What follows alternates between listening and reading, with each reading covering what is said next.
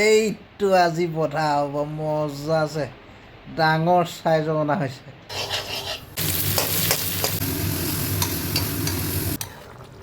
Colour কেনেকুৱা বিচাৰিছে জনাব বনাই আছোঁ উতলি আছে 1 কেজি গাহৰি আলু এয়া আজি পুৰা গাহৰি হ'ব মুনে খুন্দি আছা গাহৰি ৰেডি হৈ আছে লোকেল গাহৰি আজি বনোৱা হ'ব আমাৰ ৰান্ধনি দদা চাই থাকিব আপোনালোকে লোকেল গাহৰি বহুত দূৰৰ পৰা আনিছোঁ গুৱাহাটীত খাবলৈ নগাঁৱৰ পৰা আনিছোঁ চাই থাকিব দেখাই আছোঁ অবিশেষ এয়া গাহৰি ধুনীয়াকৈ বইল কৰি থৈ দিয়া হৈছে এফালে আদা জলকীয়া বিলাহী আছে আলু কাটা হৈছে মছলা ৰেডি পিঁয়াজ ৰেডি আমাৰ মুনুৱে হেল্প কৰিছে চাওঁ মুনু চাই দিয়া বঢ়িয়া লোকেল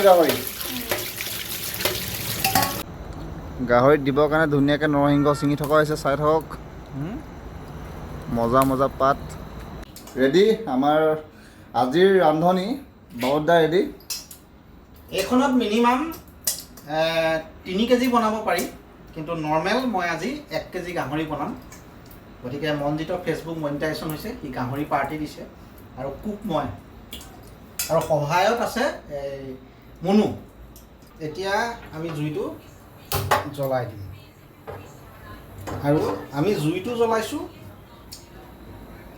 এতিয়া এখন আমি এইখনত থৈ দিম এইখন এনেকৈ থৈ দিম কেৰাহী চাফ চিকুণতাৰ ওপৰত ৰাইজ নজৰ দিব তেল বৰ্তমান ঢালি দিয়া হৈছে তেলৰ পৰিমাণটো এইকাৰণে বেছিকৈ দিছোঁ মানে খুব ভাজিম আজি খুব ভাজিম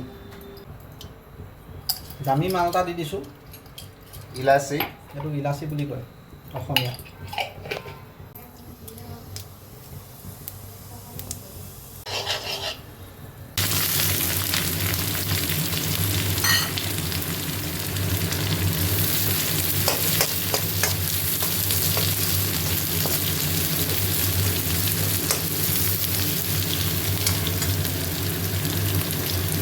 ইয়াৰ লগত তেজপাত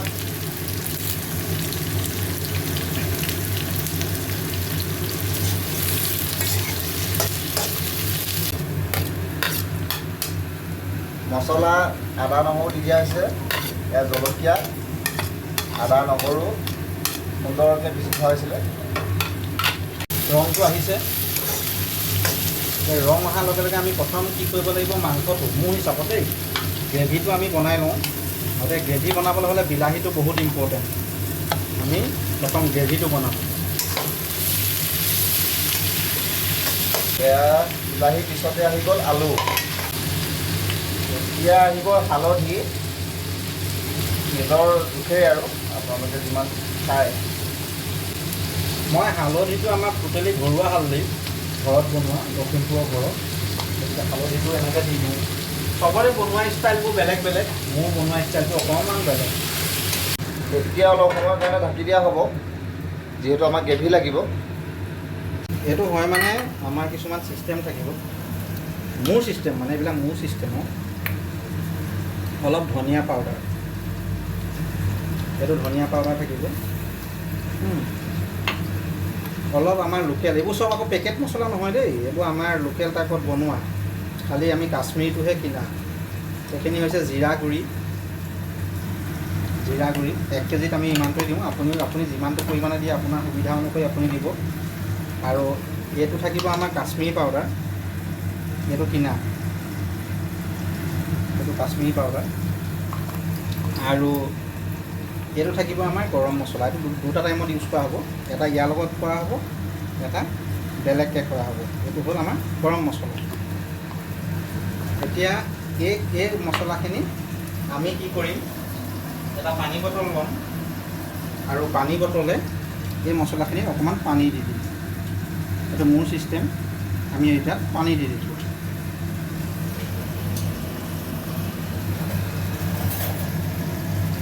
পানী দিয়াৰ পিছত আমি কি কৰিম এইখনে অকণমান এই বস্তুটো আমি এনেকৈ লগাই দিম এতিয়া আমি মাংসটো ইয়াৰ পৰা দি যাম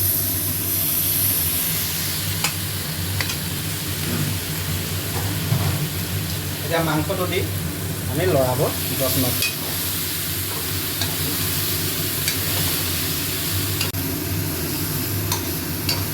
নিজৰ সোৱাদ অনুযায়ী নিমখটো এনেকৈ ঢালি দিব।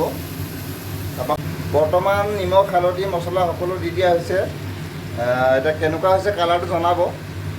এতিয়া নৰসিংহ পাতটো ধুনীয়াকৈ ছিঙিয়াত দি দিয়া হৈছে।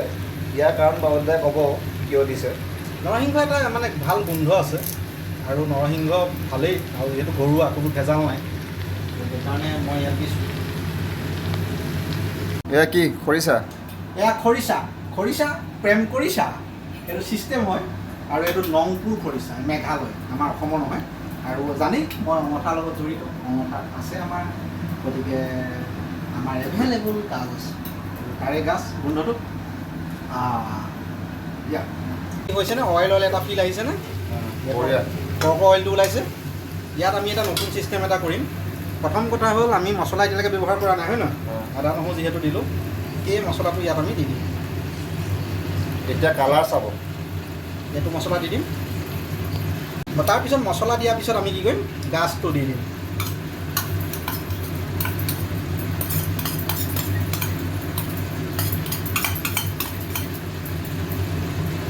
এইটো গাহৰিয়ে মানে খৰিচাৰ লগত প্ৰেম কৰিছা। গতিকে গাহৰি যেনেকৈ আমাৰ তাৰমানে ডাঙৰ ডাঙৰ লভাৰবোৰ আছে ন, ঠিক তেনেকৈ গাহৰি লাইপাত, গাহৰি খৰিচাৰ লগত এটা এক্সট্ৰা প্ৰেম আছে। সেইটোহে মেইন মানে। পিছত আহি পেলাই দখল কৰিছে মাটিমাহ কিবা কিবিয়ে, কিন্তু আচল প্ৰেম গাহৰি খৰিচাৰ লগত আৰু লাইপাতৰ লগত। তাৰ জুতিয়ে বেলেগ। তাৰ জুতি মানে চাই থাকক। লোক আহিছেনে? তুমি কি কোৱা, কেমেৰা পাছনে কি কোৱা? এইটো কালাৰ মানে দেখি নমাই দিয়ক, খাই দিওঁ নেকি এনেকুৱা লাগিছে ফিলটো। কিন্তু নমাব নোৱাৰি, ইয়াত পানী ব্যৱহাৰ কৰিব লাগিব। সময় আছে, সময় আছে, পলাই নাযাব। চাই থাকক। পানী দিব হৈছে নি? নাই টাইম লাগিব অকণমান।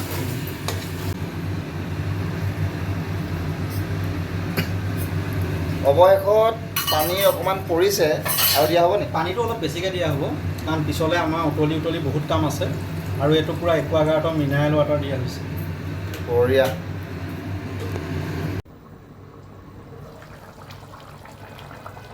ৱাও, কি সুন্দৰ উতলি আছে চাওক।